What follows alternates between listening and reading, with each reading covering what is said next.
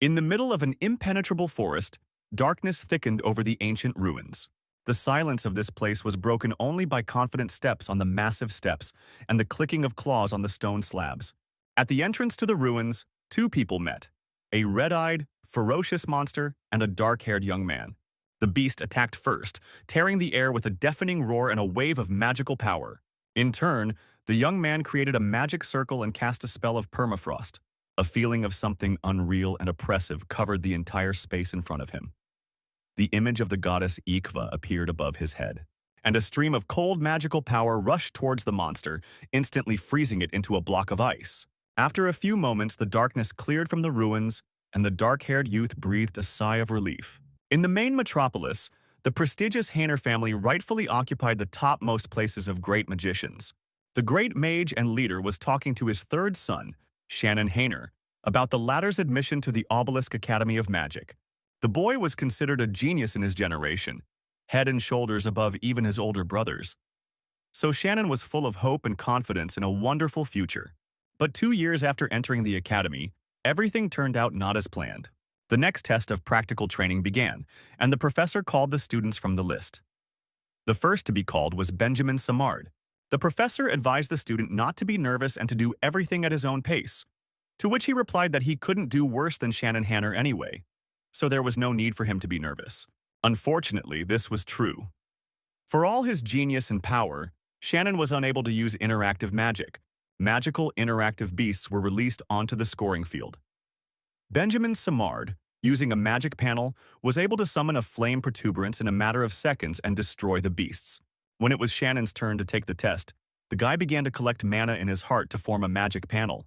But everything happened very slowly, and the animals attacked before anything happened. The guy lost, the test was not passed. Feelings of pain and resentment rolled in waves. The day it became clear that Shannon was not compatible with modern interactive magic, his father stopped believing in him, and even sent him pills that would destroy the magic circle in his heart. But the guy refused to accept them and decided to follow the path of traditional magicians, despite the fact that there was practically no information left on the teaching methods, and that was only on paper. After a day of school, Shannon returned tired and exhausted to his room, most of which was filled with mountains of books. Suddenly, his attention was drawn to a grimoire on the table, which was definitely not in his collection before. The book was leather-bound and rather worn.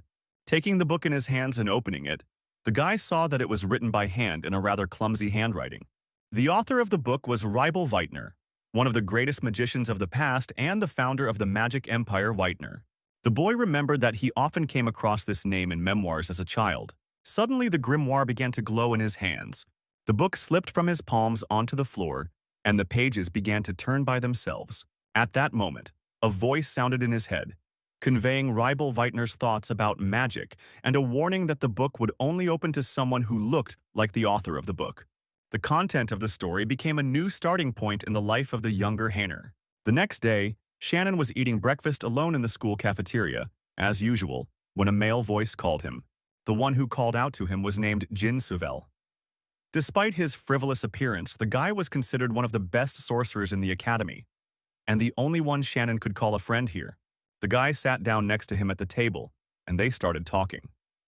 Jin reminded his friend again that if he was bothered or something was bothering him, the latter should not remain silent, but be sure to tell him everything. Then Shannon decided to share with his friend the strange book that appeared out of nowhere, and that the book essentially offered him to die as a magician, since the entry on the last page called for the destruction of the circle of magic in the heart.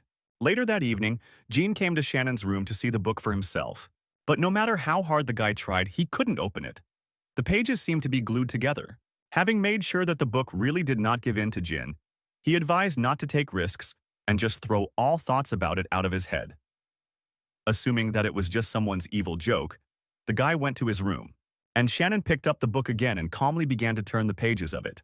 Suddenly, he discovered that the book, which had previously only had the first few pages filled in, now had writing on another page. The voice became audible again, and it stated that using the mana circle in the heart, although a natural method, was only for ordinary people. This puzzled the guy and made him think that the traditional method might not be entirely correct. The book glowed even brighter again and hung in the air, and the voice declared that if the boy wanted to become Ribel's disciple and inherit his will and knowledge, he must first destroy the existing circle in his heart and created anew in his head. After that, the book closed and fell to the floor, and the guy froze in fear, trying to comprehend everything that was said. It was generally accepted that mana, the source of magic, was destructive to the brain, and its entry into it could lead to mental disorders and even death. From the outside, these demands clearly looked like a call to suicide. Without coming to any concrete conclusions, the guy decided to go to bed. The next day, Shannon decided to show the book to the professor at the academy and ask him to check for any curses or oddities. The professor couldn't open the book, but he checked it anyway. Having made sure that there were no curses and for him it was just a book, he returned the volume to the guy and told him not to waste time on nonsense, but to put more effort into practice.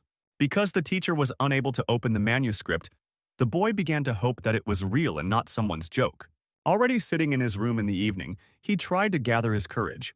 Shannon took out the very pills that his father had sent to destroy the mana circle. Fear and reluctance to give up magic consumed all his thoughts, and his hands shook. Plucking up his courage, Shannon swallowed the pills. As the mana circles attached to his heart began to crumble, an uncontrollable pain swept through his body. This pain meant to the boy that he no longer existed as a mage. Then he began to form a new circle in his brain, and as soon as the mana poured into his head, the pain exploded with even greater force. And then there was a feeling as if the guy had died and was floating in zero gravity. And around him the voices of the mana spirits were heard, and Ribel's voice called him a student. When Shannon woke up in the morning, lying on the floor, he realized that he was still alive. Looking into the book, the boy saw that symbols had appeared on the empty pages. The voice of the magician addressing him appeared in his head again. The magician said that the book was called Idrid, which would help the boy become a great magician, that all the accumulated wisdom, all his knowledge contained within these pages, now belongs to Shannon as his direct disciple. At that moment, tears of relief flowed from his eyes, and the guy burst into tears. Sitting at the lecture, Shannon listened to the teacher with half an ear, immersed in the open notes of the book, learning more and more new and interesting things with each page, including the fact that mana has its own will, and for most people into whose brain it entered, a conflict of two consciousnesses occurred, which led to negative consequences. But Shannon's brain was not subject to the will of mana, and therefore was resistant to interactive magic, which was activated through the embedded chip in the brain. At this point, the teacher made an announcement to the class that there would soon be a midterm test, and the rules for taking it had changed. Looking at Shannon with a smile, the teacher informed him that from now on, anyone who failed the test would be expelled, and that this proposal came directly from the Hanner household. Later that evening, Shannon went into town to rent a simulation training arena. It was the best way to get a hands-on understanding of everything the book taught. Having paid for 1 hour and having the premises at his disposal, the guy began his training, calling 10 wolves at once. To pass the midterm test at the academy, it was necessary to destroy all the wolves in 12 minutes and 32 seconds. To begin with, Shannon decided to master his new mana circle, which was called the Circle of Infinity, and attacked the wolves with the element of water. Compared to the circle in the heart of others, the circle in the brain caused mana to circulate throughout the entire body, causing the result to be more powerful. Thanks to the Infinity Circle, Shannon was able to release incredible power that had been dormant within him until now. Such power seemed amazing and incomprehensible, but what was most awe-inspiring was the realization that this was only the first circle of Weitner's magic, and the greater and higher the level of knowledge of magic, the stronger Shannon could become. After an hour, the young man finished training and returned to the academy. Earlier, the receptionist recognized the third son of the Hanner family and became curious about what result he had been able to show in training. The result amazed him because it was 6 minutes and 37 seconds, essentially the level of international competitions. It was so surprising to see this, especially given Shannon's reputation, that the worker even began to doubt the serviceability of the room's equipment. The Circle of Infinity was not easy for Shannon to grasp at once. What was given in the book was very different from the basics that the guy had previously studied, and the descriptions were rather vague and intuitive. According to the teachings of magic, there is a certain wall of enlightenment, and every magician encounters it at least once, realizing the limit of his mana. To increase his limit, a mage must focus on pumping mana throughout his entire body. This is what Shannon decided to do first, without even noticing how more than 10 hours had flown by. In the morning, on the way to class, the boy met Jin. Shannon was so focused on his thoughts about the circulation of mana that he seemed absent-minded and unfocused, which worried his friend. At an early age, Shen had 2 circles of mana in his heart and was recognized as a genius, but now the boy only had 1 circle. And this made the guy worry, not knowing how he could move forward to become perfect. But then the words my father had once said long ago came to mind, about how such a concept as an ideal is nothing more than a fetter on development, that it is just an illusion created by the arrogance of humanity. The ideal is a lie. And then, as if by a click, everything fell into place. It became clear that the key to Ribel's teaching was the freedom of the imagination, allowing one to embody spells without any formulas.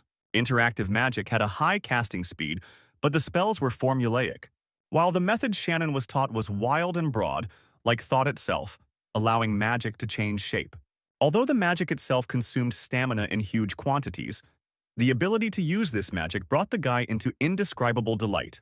After all, if he had managed to overcome this very wall, he could have reached the greatest heights.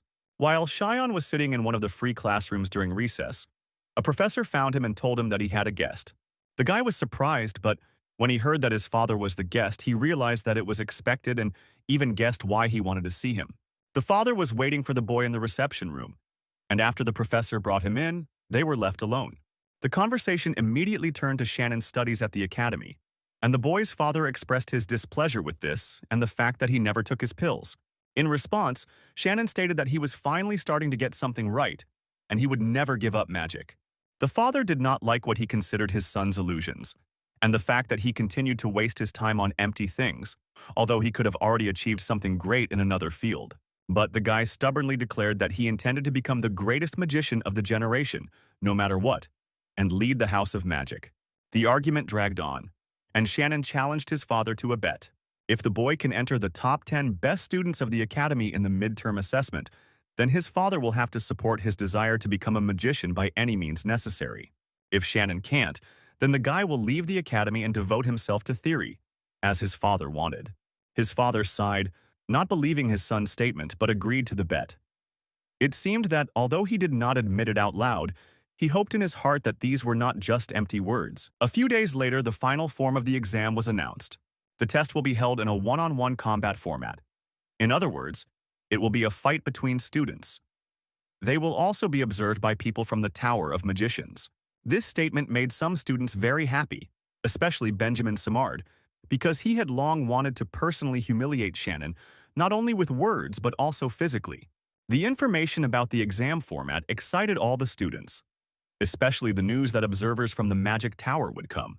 Everyone knew that the Magic Tower was an international organization of magicians, created by the 12 strongest of them. All the magicians in the world dreamed of joining this organization. While Shannon was pondering all this commotion and its implications, Benjamin Simard called out to him. From the very first meeting, they could not get along, and when it became known that Shannon was not capable of using interactive magic, Benjamin tried to humiliate the latter at any opportunity. And this time he declared that he would be Shannon's first opponent and that he would definitely win, because he wants to take revenge on the guy for losing 5 years ago. Their rivalry began 5 years ago at a tournament for young talents. In the final, Benjamin completely lost to Shannon on all counts. Then they began to call him a loser. And it was for this reason that he was so happy about Shannon's inability to use magic, despite all his talent. However, Benjamin never got the reaction he wanted.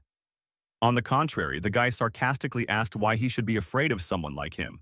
This statement made Benjamin very angry, because he was used to the fact that he could not refute his words, and he tried to put the latter in his place. In response, Shannon, without fear, reminded him of his loss at the competition of young talents. He also promised that he would definitely repeat that incident with the same outcome. Sometime later, Shannon Hayner discovered articles on the internet with his name in the title. The guy guessed that Benjamin's family most likely had a hand in their appearance, but he was quite pleased with this fact. After all, he had no doubts about his victory. And the more attention they pay to this, the better it will be for him. At that moment, the phone rang, and Shannon's father's number appeared. He called because he also saw these articles and asked why his son provoked their appearance. The guy honestly admitted that he wanted to attract as much attention to himself as possible during this test, since they had made a deal. The man could not understand why his son was doing this, because he was sure that the latter would lose. In response, the guy confidently stated that the people who already considered him incapable of magic were wrong, and he would prove otherwise. And first of all to him, his father, since his goal was to become the greatest magician in the world and the greatest head of a family in history. The conversation was not exactly harsh, but not very pleasant. In the end, his father clearly warned his son, "If you disgrace the reputation of the house, you will bear responsibility for the consequences." On the day of the midterm exams, everyone gathered in the arena. In addition to the students themselves, many spectators arrived, including journalists. When Shannon and Benjamin entered the arena, the latter began to provoke the guy from the very first seconds. Shannon just laughed at his attempts and thanked him for helping him demonstrate his genius as a magician. After all, he was going to defeat him with his first circle spells. The referee gave the signal and the fight began. The spectators around the arena froze in anticipation. Benjamin was the first to enter the battle, activating 2 fire spells at once and directing them at Shannon. The guy was able to easily dodge them, easily recognizing them as a third circle spell, Explosion. The guy didn't try to dodge the next one, and an explosion thundered in the arena. Benjamin was already happy that he was able to win this fight so easily. But when the smoke cleared, Shannon stood in the arena, unharmed, with a calm smile on his face. This shocked Benjamin so much that he was momentarily speechless, but then began to attack with greater force, summoning more magic panels. In response, Shannon also cast a spell and summoned water. It formed in the air in an instant, gathered into a shield, and extinguished all the fireballs. 2 people watched the fight from the windows of the VIP room. The man was greatly puzzled by Shannon's ability to summon water in such a short time, practically instantly. An attractive woman in glasses stood next to him, holding a tablet. In response to his remark, the woman addressed him as the master of the Blue Tower and asked if he had come to this exam, knowing that he would.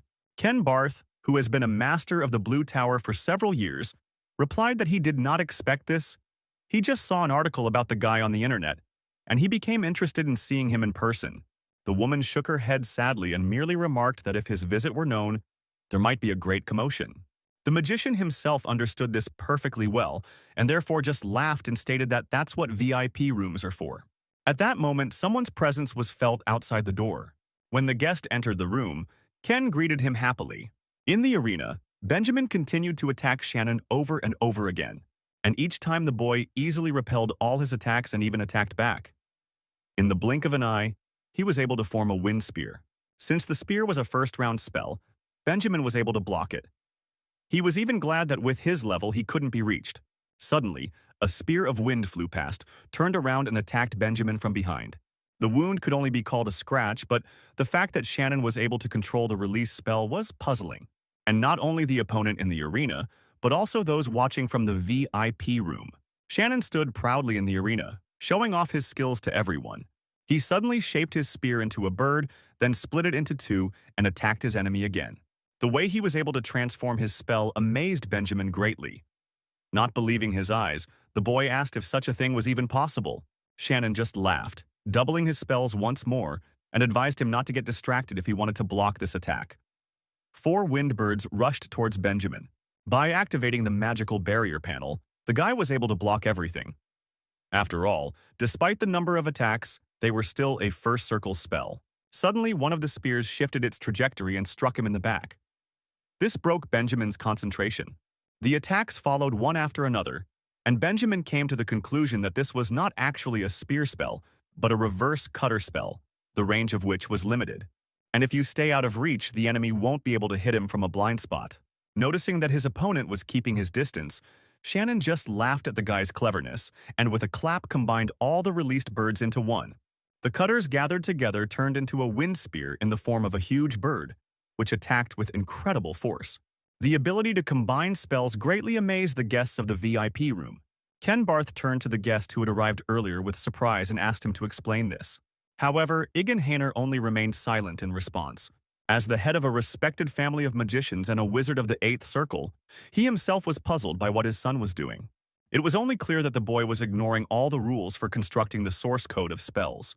Each magic spell has set parameters and conditions of use that magicians know thoroughly. For example, the wind magic reverse cutter, on which Shannon's birds were based, did have a limited range, but the trajectory of movement could only be changed once per activation. Because of the predictability of spells, the battles of mages turned into a battle of wits and reactions. The main qualities were considered to be the ability to clearly predict the opponent's actions and immediately react to the counteraction. However, the guy's magical style completely ignored the spell's prescribed data and was completely unpredictable.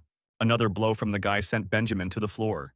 Chuckling, Shannon activated water magic in the form of a water ball in front of the boy.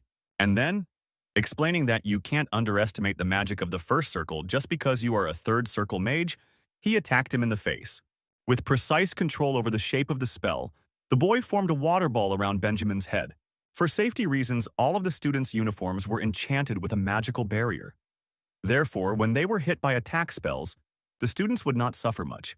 But in the case where the magic got inside the body and blocked the guy's airways, the barrier was completely useless. Benjamin lost consciousness from lack of oxygen, and silence fell over the arena for a while. Then, the instructor monitoring the fight announced the end of the match and the victory of Shannon Hayner.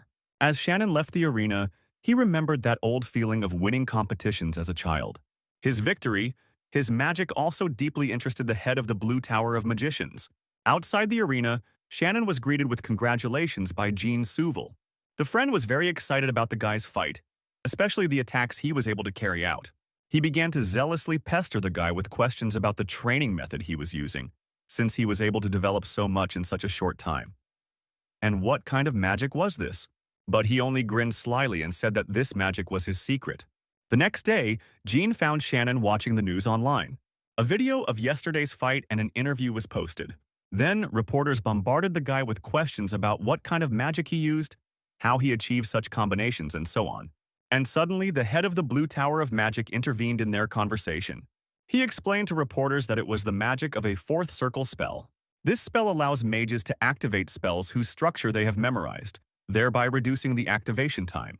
But since it only allows the use of magic much lower than the user's level, it is not very popular and therefore not very well known. Shannon did not refuse this explanation, and at the same time the delusion of those around him that he had reached the fourth circle.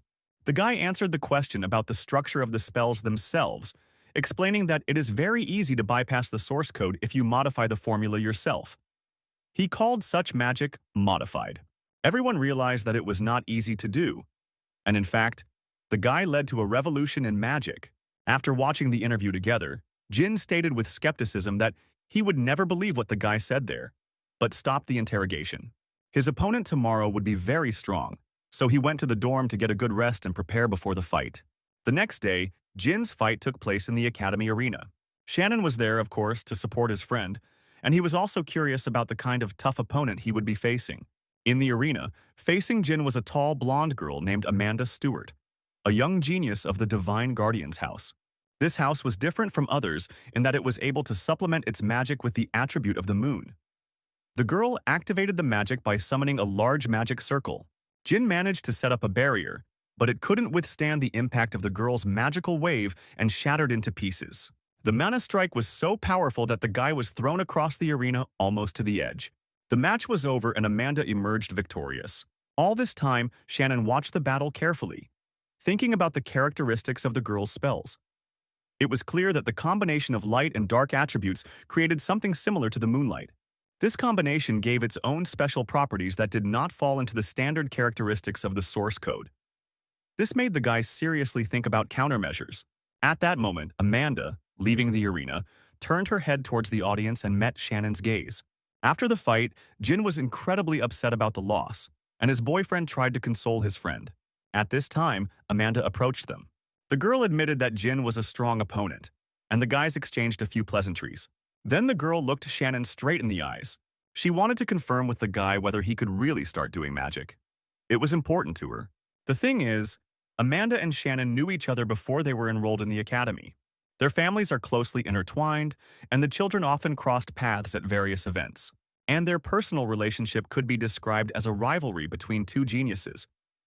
The girl even refused to go abroad to study, just to get into the obelisk and crush Shannon. However, from the moment it turned out that the guy was not able to accept interactive magic, the girl never spoke to him. It was a hard blow to her that the opponent she had been so eager to defeat suddenly became a nobody. It was as if all her previous efforts had been erased. For the first time in 2 years, Amanda spoke to him, and the first thing she asked was if he had really learned to do magic. The boy didn't know whether to laugh or cry. Having answered her something like that it was true, but he was still far from her. Shannon, to his surprise, received the answer that in battle she would definitely find out. And after that, Amanda walked away. The guy looked at her in surprise, not quite understanding her words. Then Jean, like a true friend, explained that Amanda would be Shannon's opponent in his next fight. And this news really stunned the guy. When the day of the fight arrived, Amanda waited in the Academy arena for the fight to begin. For some reason, Shannon was still missing. The spectators were discussing that the opponent had gotten scared and refused to fight, and the judge was about to award the girl a technical victory. But then Shannon burst into the arena, disheveled and out of breath, apologizing for being late. The referee got angry, but allowed the fight to begin, although he didn't give the guy a chance to catch his breath, ordering him to take up positions. While warming up before the fight, the girl asked him why he was late for their duel, to which the guy replied with a broad smile that one cannot go into a fight with such a strong opponent as Amanda without preparation. So he prepared until the last moment. The match began and Amanda was the first to activate her fire attribute spell, Flame Revolver. 3 powerful firebolts, accompanied by a deafening roar, headed towards Shannon at high speed. There was a feeling that no one could cope with them, but the guy managed to put up a barrier. All the fireballs crashed into a dense stream of wind.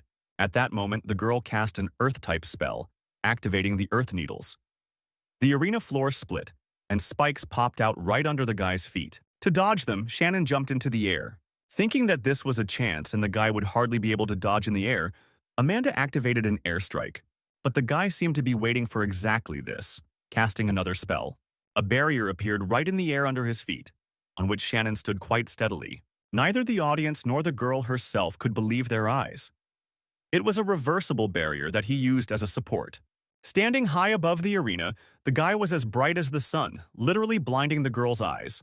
Expecting an attack from above, Amanda activated a protective barrier. Shannon hit him with all his might with a first circle spell, Airblade. The shockwave from the collision of the 2 spells threw the guy back, and he landed with one hand on the arena floor. The girl was just about to attack when she suddenly felt something strange. Her leg was tied to the arena floor with earthen bonds. At first, she didn't understand when exactly the guy did it, because there was no spell. And then she realized that it happened when, as he fell, his hand touched the arena floor. Without wasting any time, Shannon unleashed the next magical blast against his opponent. 3 water balls formed in the air and rushed towards the girl in the shape of dolphins. Having freed herself from the bonds, Amanda once again put up the 3rd circle air barrier, which was able to block all attacks. The girl even sighed with relief and smiled with confidence that she could handle it. Shannon was officially considered a 4th circle mage and used memorization magic for high-speed attacks. Therefore, all his spells, although unusual, remained only 1st circle. Suddenly, the spell literally fell on the girl's head and hit her from behind. Amanda immediately recognized it as a modified version of the air spear he used in the battle with Benjamin. Shannon was able to hide in the girl's blind spot, using the sun's light as cover. The fight, as the first time, was watched by people in the VIP room. These were also Ken Barth with his assistant and Egan Hainer. The leader of the Blue Tower discussed the boy's sequence of actions, analyzing each step. He highly praised how skillfully the boy used the spells available to him, and even recalled the nickname he had recently acquired, the most skilled magician of the 1st circle. But Shannon's father was still unhappy with what was happening, because despite the advantages the boy had earned in the battle, he was still unable to deliver the decisive blow. In the arena, Amanda recovered from the blow quite quickly and decided to use all her opportunities to express all her admiration for the fight. To confirm her words, the girl activated the moon attribute. This is a special magic of the Guardian House called Halo. A large, multi-layered magic circle formed above the girl. Then the guy was hit by a huge pressure of magical power that was emitted at that moment. A bright light filled the battle arena, engulfing everything in it. In the VIP room, Egan Hainer stood up from his seat and headed for the exit. For him, the battle was already over. But then the surprised cry of Ken Barth's assistant caught everyone's attention, and everyone looked at the arena. The light on it had dissipated. To the surprise of everyone present, Shannon stood in the arena as if nothing had happened, completely unharmed, with a fire-type magic circle beginning to form behind his back. In it, Amanda was surprised to recognize the magic of the 2nd circle, called Fire Volcano. The presence of this spell in the guy's arsenal could only mean one thing. Shannon Hunter reached the 5th round.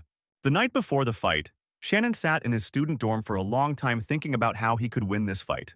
Amanda was a pretty strong opponent, and the guy, although he wasn't afraid to fight her, still wanted to do it later, when he gained some strength. Opening the book, Shannon found a new page with notes.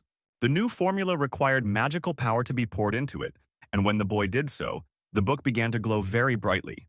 The outgoing light literally swallowed the guy's existence, teleporting him to an unknown location. And when it went out, there was no one else in the room.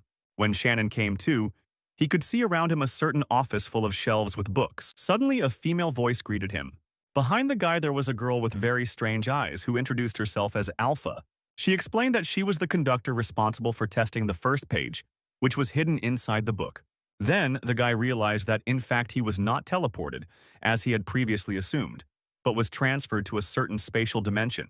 Alpha continued to explain that the first test would test the receiver's intentions. If he successfully overcomes everything, he will be given access to pages containing information about the second circle. Without thinking, the guy agreed to undergo the tests immediately, because it could help him in the upcoming battle. And then the conductor activated the start of the test. Alpha began to turn into particles of light. Initially, it was clear that the creature in front of him was not a human, but a magical entity. But it was surprising. When the girl completely disappeared, Rebel's voice was heard and a floating stone appeared. The voice explained that the stone in front of Shannon was an elemental gem, and it contained an indefinite amount of natural elements that moved randomly. And its task is to set the final order of the mana in the chamber. Elemental gems always require a delicate approach and careful handling, as the elements they contain, when mixed, create chaos. The mana inside them is like a mixture of grains of sand, salt, sugar, and pepper, and the goal of the mission was to somehow separate all of this. To achieve this, one must master the technique of the mind. This seemed insanely difficult to Shannon, but also so interesting. The magician of the past transmitted this technique directly into the consciousness of his student, and the boy began to study it. It wasn't easy, because any extra fluctuation in mana would create a shockwave, and the guy would get hit hard. Time and time again the boy failed, again and again, until finally I was able to do everything perfectly, and the master's voice confirmed it. Waking up in his room, the guy spent a long time trying to figure out whether everything that happened was a dream or not. But when he looked at the book, he saw pages dedicated to the second circle of magic, the circle of resonance. When Amanda activated the halo in the arena, many thought that the fight was over. Even the girl herself was about to leave the arena, confident in her victory and regretting that the goal she had been chasing for so long was no more. But suddenly, unexpected events began to happen behind her back, which made the girl turn around in surprise and shock. Shannon stood firmly on his feet in the arena and activated the magic of the second circle. In his mind, the guy carried out the fusion of the first and second circles of infinity. By combining the elements of fire and darkness through resonance, the boy created magical hands that literally tore Amanda's halo apart, stunning everyone present. Even though her attack failed, the girl was happy because her target had returned again. Shannon, having summoned a fiery volcano spell, used resonance to give it the shape of a Gatling gun and opened fire on the girl. Amanda's defense failed and the girl fell to the arena floor unconscious. The guy dropped to his knees in exhaustion, and at that moment the stadium exploded with loud screams, and the referee announced Shannon Hayner's victory. In the VIP room, Egan Hayner was getting ready to leave again, and when the head of the Blue Tower asked him where he was going, he replied that he needed to fulfill a promise. Outside the arena, Shen felt like a squeezed lemon and was incredibly happy that no one bothered him or pestered him with questions. When the resonance synchronized with the first circle in his head, it helped him cope with Amanda's magic. And the magic control technique helped him decipher the structure of lunar magic. And while the guy was trying to comprehend everything, the master of the Blue Tower of Mages called out to him. Ken Barth invited the guy to talk away from prying eyes. The man wondered if the boy had already reached the fifth circle, since he had used a second-level spell in the fight. Shen denied this, and when asked how he used that spell, he explained it as a personal modification of the memorization magic. Then Ken wondered if he was really able to upgrade such magic or if he was hiding something. Of course, this statement was so surprising that it was easier to believe that an 18-year-old boy could still reach the fifth circle. Neji was able to overcome the shortcomings of this spell, so the master used his red eye ability on the guy. After some time, Ken Barth calmly released Shannon and confirmed that he really had not lied about the fifth lap, and assured him that he would deal with the journalist himself, and that the guy should go and rest until the next fight. Shannon sighed with relief. Ken Barth's red eyes were shrouded in mystery. It was believed that the mage could see the essence of mana with this ability, although they could not solve the boy's mystery. Waitner's magical style was his greatest secret, which he could not reveal to anyone. A little later, Shannon had another fight which he, of course, won. Outside the arena, Amanda called out to him. The guy was surprised, as he did not expect her to come to normal so quickly. The girl asked if they could discuss something after the finale. From the outside, it might even seem that the girl was trying to confess her love. But Shen immediately understood what she really wanted and suggested going to the waiting room to sort out their entire fight, which made the girl incredibly happy. At the same time, on the wide screen in the building of the subsidiary office of the Magic Tower, a young woman watched Shannon's interview with irritation. Her beautiful face was distorted by an unpleasant grimace, and she was clearly not pleased with the guy's victories, even though he was her younger brother. The girl's name was Sarah Hayner, the eldest daughter of the Hayner house, and she angrily asked the young man what she should do in this situation. The interviewee's name was Justin Hayner, and he was also Shannon and Sarah's older brother. Sarah was worried about what would happen to her if the boy was brought back to the house. The girl was not as gifted as Shannon, and therefore she was treated worse than him, which hurt her pride as the eldest daughter. Justin just laughed at the girl's worries. He hugged his sister and began to explain to her that there was no point in worrying now. After all, despite the achievements he had made, he was still incapable of interactive magic. And even if he had come up with a few tricks, he was still only a second rounder. Well, if he does become a threat to their position as heirs, then they will deal with him. After Shannon's last fight and another victory, Jean Suval caught him to congratulate him on his victory. The class teacher also came up to congratulate the boy. Everyone wanted to go and celebrate, but Shannon refused, citing that he already had a very important meeting for him. Upon leaving the academy, the boy was met by a driver with an expensive car to take him to the mansion for the meeting. After a long time, the guy stepped onto the threshold of the family home. When it became known that the boy was incompatible with interactive magic, Shannon, against his father's wishes, entered the academy and was forbidden to return home. Now he was here again to meet with the head of the house. He was waiting for him to talk in his office. Upon entering the office, Shannon was invited to sit in the chair opposite her father. Egan Hayner was the first to start the conversation, listing all of his son's shortcomings in magic and expressing his displeasure at his disobedience. He once again voiced what exactly he expected from him, since he was not destined to become a magician with such talent. He was disappointed, but still appreciated the achievements his son had made despite everything, and therefore he admits that his son's valor in battle was worthy of the title of a true wizard. Consequently, he lost the bet. From this point on, Shannon is once again recognized as one of the family's heirs and is allowed to enjoy all rights. But there was one condition. If the boy rolled down again or got stuck in one place, then Egan himself would personally destroy his son's magic circle. The guy had no choice but to accept this condition. After all the moralizing, the head asked his son about his future plans and goals. After all, in order to lead the family, Shannon needs to get around all of his brothers and sisters. To which the guy replied that he was going to make sure that everyone recognized him. And to do this, he was going to win the World Magic Olympiad in 2 months. The Magic Olympiad was held once a year, and only wizards under the age of 20 could participate. The boy promised to win gold there. Their country had never been higher than second place before, and the silver belonged to the current leader of the Blue Tower of Magic, and the guy was going to break that record. Egan Hayner wondered if his son realized how impossible this task was, to which Shannon confirmed that he was aware of everything and was completely confident that he could achieve this. However, he would have a request for his father. He asked his father not to let his older brothers and sisters interfere with him until the competition was over. Under any other circumstances, Egan Hayner would hardly have done this, but here he agreed. By morning, Shannon returned to his dorm room to continue studying. Wasting no time, he immediately began searching for rival Whitener's next test upon arrival, but found nothing. The only thing that came to his mind was that he needed to pump up his resonance to the level of a second circle master. And to do this, he was going to spend all his free time pouring magic into the resonance circle, forcing it to move in a cycle. As a result, he began to get 2 loops connected to each other but not merging. Having come up with nothing, the guy decided to take a walk and clear his head.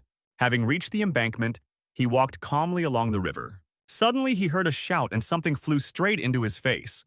Everything went dark in the guy's eyes, and a plastic bag with a rather heavy container appeared on his face. When the boy came to after the blow, Amanda appeared before him. It turned out that the girl had gone shopping at a nearby store and had bought a full carton of banana milk.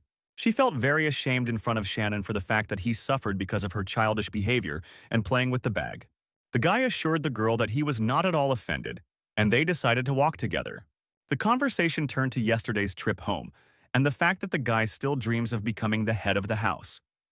This is exactly what he dreamed about as a child. In response, the guy assured Amanda that his dream was now not only to lead his house, but also to stand at the head of a magic tower. That evening, at the Hanner family home, Sarah discussed with Justin what their father had told them. Earlier, he had called the older children into his office and given them orders that they were not to even think about touching Shannon for the next few months. Justin was bothered not so much by his father's order, but by the reason that he had not really told the children.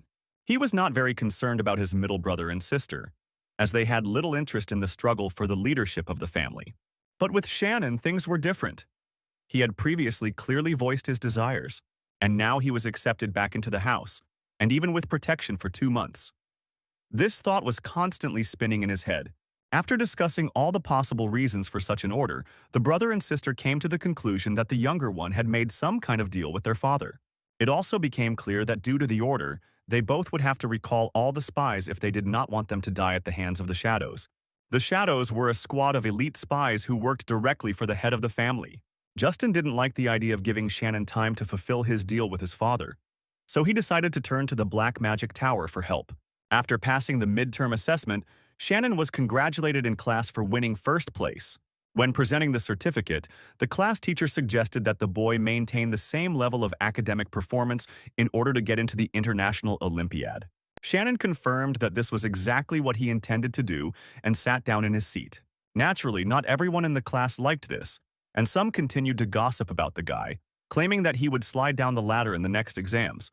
After class, Shannon and Jean were walking home together, and the guys started talking about their practice starting next week and how it would be nice to go to the gym. However, Jin chose to refuse the latter, arguing that it was impossible to go to the gym with his friend since he became incredibly scary during training. The amount of effort and dedication Shannon put into training on the machines truly scared the people around him. But the guy was very worried about the fact that during his training in the Waitner style, he completely neglected training, and their importance was also mentioned in the Magician's book. This was necessary to improve the circulation of the Infinity Circles. Later, he also went to the Magical Beast Arena to train with monsters. The result was the highest score, which could not but please the guy. Improving the physical body led to a faster reaction. But to move to the third circle, it was necessary to strengthen the circles of infinity, which Shen did at every free opportunity. It wasn't easy, but the guy decided to bring his synchronization with the circles to 100% in the near future. During one of his jogging workouts, Shannon was attacked from around the corner. This surprised the boy, as his father had promised protection from his elders. But when he saw that the attacker was Benjamin Samard, the boy was even more surprised. Shannon hadn't had any dealings with him lately, or even seen him at all. Shen couldn't help but tease Benjamin, making him even more angry. After all, the latter had always caused trouble before, hiding behind his family name. And now that he had lost to Shannon in the testing, it was easy to provoke the guy. Naturally, Benjamin fell for the trick and attacked Shannon with combat magic, which was strictly prohibited in residential areas. The guy had to take control of the crazed blonde and immobilize him. Security soon arrived and Benjamin was handed over to guard. Although he resisted, the surveillance camera footage was used as evidence, so Benjamin Samard could not escape punishment. The next day, a warning notice was posted about Benjamin's violation, but he was only given 10 penalty points. This caused some excitement at the academy. Benjamin Samard belonged to a rather influential family, which in turn made large donations to the academy. That's why the guy got off so easily in public. But the father personally scolded the boy over the phone, warning him that if the family had any problems because of him, he would be held fully responsible. After such a conversation, Benjamin was so furious that he smashed his phone. However, he never admitted his guilt, shifting all responsibility to Shannon and throwing a tantrum. It was then that Instructor Smith approached him, and instead of calming the guy down or explaining what he was doing wrong, he began to push him towards revenge. That evening, Shannon sat in his room, thinking about what had happened and texting his father. He wrote that in exchange for turning a blind eye to Benjamin's attack, the Samard family would give the Hanner family a share of their magic stone mines. Naturally, the Hanners were pleased with this. The Samard family needed to obtain an official title, and to do so they had to have good relations with everyone. Therefore, they were forced to make such concessions because the victim was the direct heir of the House of Hanner. The next day, Shannon noticed that the academy had increased security. And while he was looking at the innovations, Instructor Smith approached him. Under the pretext of reconciliation and congratulations on first place in the tests, the instructor extended his hand for a handshake. At that moment, Shannon felt a sense of dark mana. This led him to believe that Instructor Smith might be a representative of the Black Tower of Magic. The Black Tower was an unofficial group of criminals led by a mage who called himself the King of Black Magic. And if the instructor really belonged to her, then the guy was not safe at all at the academy. To understand what Smith was up to, Shannon decided to take apart the structure of the spell. And having understood it, he recognized in it the formula for mind control magic. Instructor Smith clearly wanted to cast this spell on the boy's mind. Due to the peculiarities of the body's constitution, the guy's mind had a high resistance to external influences. But to find out the goals, Shannon decided to play along and pretend to be hypnotized. Satisfied with the result, Instructor Smith began to express indignation because, although not seriously, he had to apologize to such a defective character. Then he ordered the guy to take the chip and always carry it with him, without asking why. The guy agreed with a blank expression. The instructor then demanded to know about the modification of magic that Shannon was using. Since the guy couldn't do this, he pretended that he had a severe headache. Instructor Smith decided that this was a subconscious defense, since the information was very important to the guy, and canceled the order. The principle of mind control magic was to penetrate the enemy's brain with targeted control. Only the Black Tower could use such a spell. High-level magicians were even capable of destroying a person's brain, and therefore such a spell was considered forbidden. If the order involved a particular topic for the person, they might show some resistance to the control. Increasing the control in this case could result in brain damage to the person. This is exactly what Shannon took advantage of. And if the instructor gave up so quickly, it means they didn't need knowledge about modification, but something else. This upset Smith, and he promised to find out all this information later, when the main goal was achieved. He then stopped the magic, and Shannon pretended to wake up. The instructor showed concern on his face, as the guy seemed to have withdrawn into himself during their conversation, and advised him to get more rest. Shannon agreed, and they said goodbye and went their separate ways. Moving to a more secluded area, Shannon began to examine the chip. It turned out to be an illegal artificial intelligence chip. It was clear that the chip was given to the guy in order to frame him, making him appear to be a user of a prohibited product. Most likely, this was done in order to ruin the reputation that was beginning to rise. In Shannon's opinion, the instructor himself did not need this, although he did not get along with him. Therefore, it was done on someone's orders. The first person that came to mind was Benjamin Simard, but he was currently limited in his options. Therefore, there was a high probability that it was one of the older brothers or sisters. The middle sister, Nina, was not very interested in the struggle for power. The middle brother, Michael, did not usually resort to such methods, so Shannon calmly excluded both of them. But the older brother and sister were quite capable of this. To find out for sure, one could interrogate Smith, but then the Black Tower would not remain on the sidelines. Then the guy decided to contact the Blue Tower, directly to Ken Barth. Meeting with the head turned out to be not so difficult, but the guy was received very coldly. Ken was not in the best mood, but Shannon simply had no choice, since there might not be another chance at all. The leader was busy studying the unusual Mana Stone, and not everything was going smoothly in the research. Taking a quick glance at the object of study itself, the guy recognized it as an elemental Mana Stone. In order not to waste time and get back to research as soon as possible, Ken Barth hurried the guy to tell everything as quickly as possible.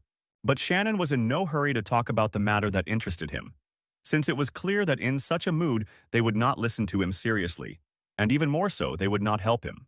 That's why he started talking about the Philosopher's Stone. This surprised and attracted Ken's attention. He even suspected the guy of spying, since the stone was discovered quite recently and even the name had not yet been made public. Then Shannon took out exactly the same stone from his bag. But this stone was already perfectly tuned for use. The thought that the boy himself was able to tune the stone shocked the chief so much that he even lost the power of speech for a while. It was astonishing, as even the famous Mana Stone mages from the Red and Blue Towers couldn't figure it out. It was very hard to believe that an ordinary student could cope with this. Ken Barth suggested that the guy was very lucky in this regard. Shannon didn't deny it and pretended that that was exactly why he came. Ken asked him to explain how he was able to set up the camera. Shannon replied that he himself didn't know how. It just happened that way. The chief didn't believe him, but promised not to interrogate him and asked to take a closer look. He was fascinated by the way the stone maintained all four elements in balance within itself. Shannon said he wanted to make an artifact out of it, no matter what shape it was, as long as it increased the effectiveness of elemental magic. Then the conversation turned to paying for the remaining materials, and Ken suggested sending the invoice to the boy's father, but he refused. It was clear that the guy wanted to keep the existence of such an artifact a secret from his family. The amount was not small, and Ken asked how the guy wanted to pay the bill in that case. Shannon suggested tuning all the elemental stones in the tower, and the master could observe the process. That is, he offered the method as payment. Naturally, Master Ken agreed. And then Shannon started talking about what he came here for in the first place. He showed the master the chip and told him how it came into his possession. He said that there were magicians from the Black Tower in the academy and asked for help in getting rid of them. It was late, and the assistant of the head of the Blue Tower drove the guy home. Already lying in bed, the guy rethought everything that had happened to him during the day. It was amazing to meet the stone elemental in the tower chief's office and get the artifact at my disposal. The conversation that had just happened came to mind again. Ken had initially been skeptical of the guy's words about the Black Tower. After all, the only evidence was this chip. But I still decided to believe and help investigate this whole situation. A few days later, Shannon was riding the elevator up to the upper floors where the restaurant was located. At the same time, he had a telephone conversation with a man from the Blue Tower. After clarifying a few points, the young man hung up and left the elevator. Entering the private room, Shannon greeted those who had already arrived. All his older brothers and sisters were gathered at the table. Nina Hayner was the first to greet him. The girl was really happy to see her brother a year later. Then he was greeted by Mikhail Connor. As always, the middle brother was terribly honest and straightforward. Shannon was the last to greet her older brother and sister. Justin managed to put a happy smile on his face and say a few empty compliments. Sarah greeted her younger brother with a not very happy face. Everyone sat down at the dinner table and began to eat. Justin wondered why the youngest had suggested that they all meet and have lunch together. In response, the guy just shook his head and said that he simply missed everyone. And at the same time, he made the assumption that the elders would have gathered them together anyway for one reason or another. Sarah was not a patient person by nature and exploded almost immediately, deciding that the younger one did not respect her at all. So she demanded an answer as to whether he was going to resume his competition with the others for the right to be the head of the family. To which Shannon only chuckled and said that it was a stupid question because his sister wouldn't believe a negative answer anyway, which meant there was no point in answering. The young woman became even more furious, but Justin was able to calm her down with a few words. Then, as if by chance, he inquired about the modification of magic that his younger brother used, and asked him to share his knowledge with his family. Of course, it would be right to tell his family everything, but this request was a test to see if the guy would participate in the race for supremacy or not. Only Shannon was fully prepared for such a turn of events and prepared himself. Making sad eyes and squeezing out a tear, the guy pretended to be very unhappy, explaining that, as a person incompatible with interactive magic, this secret was the only thing he could count on. Oddly enough, Nina was taken in by his tears and supported his idea of not telling his secret to others. Mikhail then supported him, so the rest could only accept it. The rest of the dinner proceeded in a fairly peaceful atmosphere with casual conversations and laughter, as is expected at a family dinner. At some point, everyone received an urgent notification on their phones at once, surprising everyone. Almost everyone's reaction to it was equally outraged, with the exception of Justin, whose face was distorted with obvious disappointment. The report stated that Academy instructor Latimer Smith had been arrested on suspicion of being a member of the Black Tower, having been caught attempting to sabotage equipment used to conduct a survival test for Academy students. It was only for a moment, but Shannon noticed. After lunch, the boy went home and on the way, contacted Ken Barth on the phone. Tom wondered how the guy knew that Smith would try to sabotage the equipment today. To which the guy replied that if you put together the information about the presence of a person from the Black Tower, the time of the test, and the desire to ruin Shannon's reputation, then sabotaging the test was simply begging to be done. And the easiest way to damage the equipment would be immediately after checking its integrity. It was easy to predict that Smith would go do it today. And it was for this reason that Jean Su, the chief's assistant, was able to catch him at the crime scene. Anticipating all this, the guy asked the head of the Blue Tower to keep an eye on the equipment room in advance, and he himself went to have lunch with his family. Smith was eventually arrested. It also became clear that it was Justin who maintained contact with the mage from the Black Tower. Although the evidence for the latter was only circumstantial, the guy was quite satisfied with that. After saying goodbye to Shannon, Ken promised to pay him back somehow for today, as this incident had greatly raised the reputation of the Blue Tower. And when the guy hung up, there was a powerful explosion behind him. Sean was thrown into the air by the shockwave and thrown to the side. A silhouette emerged from the smoke, and a strangely familiar male voice was heard calling his name. When the smoke cleared, Shannon recognized Benjamin Simard. His condition and behavior puzzled and worried the boy. The mage immediately activated a series of fire spells as soon as he saw Shannon's face. The guy had to immediately enter resonance and activate the water shield. The attacks were stronger than usual, and the teenager tried to connect several shields together. The resulting static water shield eventually failed, and the fire spells exploded next to the guy. Shannon was thrown to the side and hit his back hard. Even his hand was burned. Benjamin burst into abnormal laughter and began to scold his opponent. He looked abnormal. Bloodshot eyes, reddened skin, drooling. It all resembled a reaction to a banned drug called Berserker. When it was used, the magic circles were forcibly accelerated, but the blood vessels began to burst, turning the skin and mucous membranes red. The scariest thing about this drug was that a person would fight until he died. Benjamin attacked, activating a spell that Shannon recognized as Flame Infection. The spell was activated from such a close distance that it was simply impossible not to get hurt. The explosion occurred at a short distance and Shannon fell to the ground in front of Benjamin. The latter was very surprised that the guy was still alive. The fact that the guy managed to block his attacks time and time again really pissed Benjamin off. He just didn't understand how this could happen. Shannon somehow managed to get to his feet and analyze the guy's actions. Some things didn't add up according to all the calculations. The magic power that Benjamin attacked with was too great for a berserker alone to have such an effect. Which means there was something else. Shannon decided to test his guesses and activated the wind spear. The bird spells flew towards the opponent, just like in a passing test. This time Benjamin was able to dodge them, but for some reason he did not recognize the magic itself. Taking advantage of the fact that the guy was distracted by the spells, Shannon jumped up to Benjamin and delivered an airstrike from below upwards into the guy's face. He didn't dodge and Shannon hit it. Having let them get so close, Benjamin activated the fire attribute spell, Fire Shot. This spell was very powerful at close range with a range of about 7 meters. But what was attacking him now was an order of magnitude more powerful. Shannon caught his breath and wondered how much one had to hate someone to not only use illegal drugs, but also implant an illegal chip into themselves. Benjamin, however, did not admit that he used anything like that, claiming that he could win without it. Shannon realized that the guy also had problems with his memory and needed serious help. He only became even more angry and began to activate one spell after another. Thinking out loud, Shannon lamented that the illegal chip increased all of the user's parameters too much and was difficult to control. Ironically, what Shannon had recently been looking for was precisely related to amplification. And as he watched the forbidden chip and potion alter the structure of his magic spells, he had a revelation. The answer was resonance.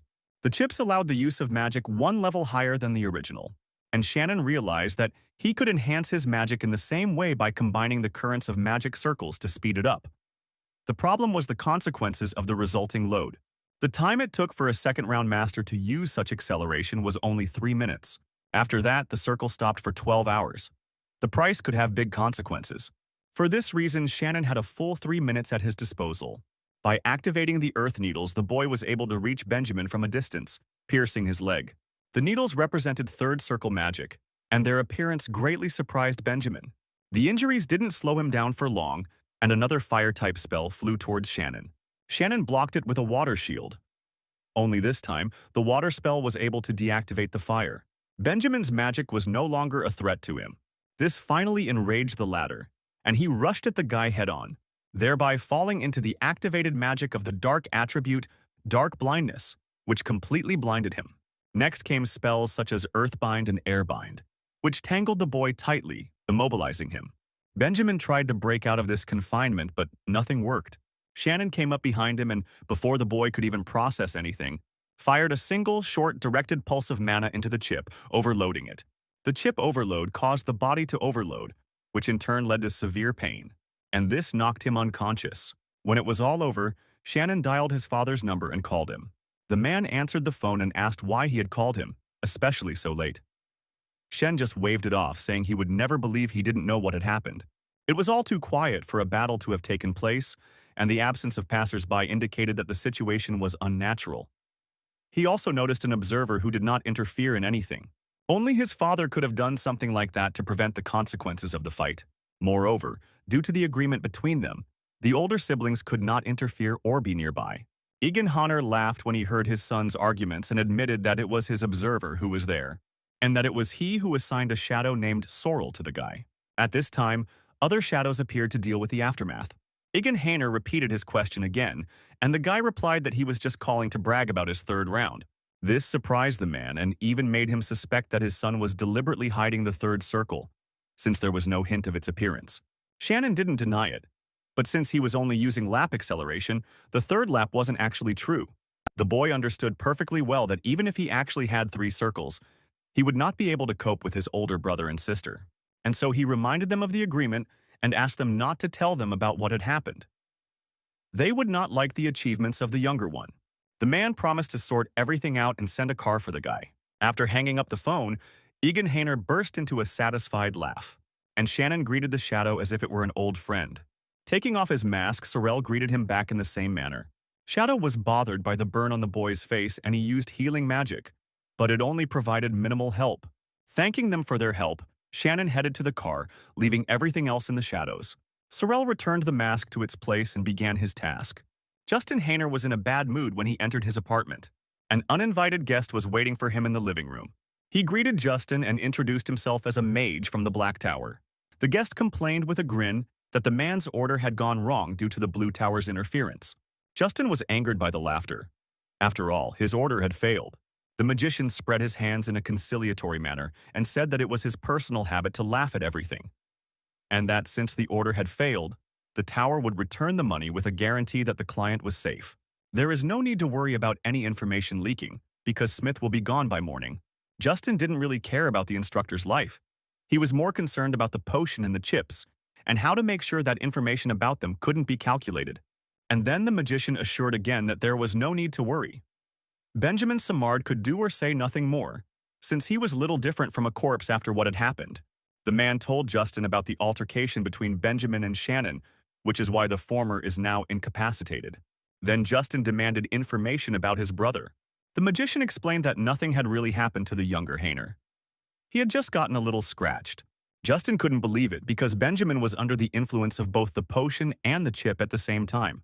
Then, the magician also told about the presence of a shadow observer with the guy, who did not allow anyone to find out about the skirmish. Justin realized that the shadows were aware of all the events that had taken place, and asked the magician if he knew since when a shadow had been assigned to his younger brother. He said that he noticed the shadow only recently, so he couldn't say for sure. Justin was puzzled that his brother was guarded by Sorrel, who was essentially the leader of the shadows. The presence of shadows meant a huge increase in difficulty, and you had to be extremely careful, which meant that you wouldn't be able to get the guy for a while. As for the chip that Shannon received from Smith, it had a self-destruct program installed, so there is nothing to worry about there either. Having sorted out all the questions, the magician left. Justin thought about the need to urgently get rid of all the evidence in order to avoid the suspicions of the head of the shadows, Sorrel. Sometime later, Shannon was studying in his dorm room. In the morning, he was informed that instructor Smith had died of a heart attack. The guy guessed that such an outcome was also possible. The only good thing was that the shadows had properly settled all the consequences of the duel. At that moment, a message came on the phone that the Simard family had paid 43% of the profits from their mine to hush up the matter. Egan Hainer was pleased, because it was a large sum even for their family. Then the guy turned his attention to the announcement of the Academic Magic Olympiad. There were 53 days left until it, and the countdown had already begun. The guy was even more pleased that the penalty time for using the acceleration of mana circles ended, and now it was possible to start training again. It was necessary to reach the third circle as soon as possible. Shannon poured mana into the book, and I was transported to its pages. When the guy opened his eyes, he found himself in an empty white space. He was met by a guide, just like last time. The entity introduced itself as Beta and the conductor of the second test. Shannon was curious to know the nature of the test, but he didn't say anything out loud. Beta continued to tell the story without the guy's words. The second page's test was to test one's mastery of the current mana circles. It was also said that if it was successfully completed, the next block of information would open, containing data about the third circle. This news made the guy happy. A special note from Beta is that there will be almost twice as many pages as in the previous block. But it also meant that the third circle was much more difficult to achieve. And then the magical entity announced the beginning of the test. After this, the voice of Ribel Weitner was heard in space, who began to talk about the second test. 100 magic circles will appear in front of the guy one by one, and he will need to activate them all. To do this, you will need to synchronize each one with their own resonance circle, after which everything will happen automatically. When the guy started testing, it turned out that each magic circle was being updated every 3 seconds. If you don't manage to synchronize within this time frame, you'll have to start all over again. At first, although the guy was surprised, he decided that if he constantly checked all the actions, he would be able to remember the sequence. But then, the master's voice announced that the sequence of circles would also change to prevent simple memorization. Sighing sadly, the guy took on the tests. When was Shannon able to come back? He felt like he had run a marathon. It took him 8 hours straight to complete the test, but the best he could manage was 10 laps in a row. But he didn't want to give up because of this. The guy wondered if there was some kind of pattern to this. While studying the information on the pages of Idrid, Shannon read that there were other books by the great magician and they could also be found. These books were also meant to help in the development of the student. The news that Idris was not the only book by Ribel Weitner greatly surprised the guy. This meant that, although he knew nothing about other books, it was still worth looking for information about them. Tired of being cooped up in his room, Shannon went for a walk outside. On the way, the guy met Amanda again, who had bought a ton of banana milk. The guy sat down to chat for a bit. Noticing small circles under the girl's eyes, the guy asked if she had slept at night. Amanda admitted that she came across an interesting book called Possibilities of Technical Implementation of Teleportation Magic. Both the book and the topic it touched on were incredibly interesting to the girl, so she insisted that Shannon read it right away. Under pressure from the girl, he had no choice but to sit down and read everything. When Shannon finished, he returned the book to Amanda. But then one moment in the conclusion caught his attention. It stated that these conclusions were made based on an analysis of information from ancient manuscripts by Ribel Weitner. This immediately made the guy reread everything again and more carefully. After a more thoughtful study, the guy came to the conclusion that although the book used a number of the theories of the great magician, the information was very superficial. Then he became interested in finding out who the author of this work was. The girl named George Sand. Shannon later looked up George Sandy and learned that he was a magical researcher about whom virtually nothing was known. Even age and gender were not indicated anywhere, and this article was his only work. Unable to find any more information, the guy decided to use a deeper source, namely the head of the Blue Tower.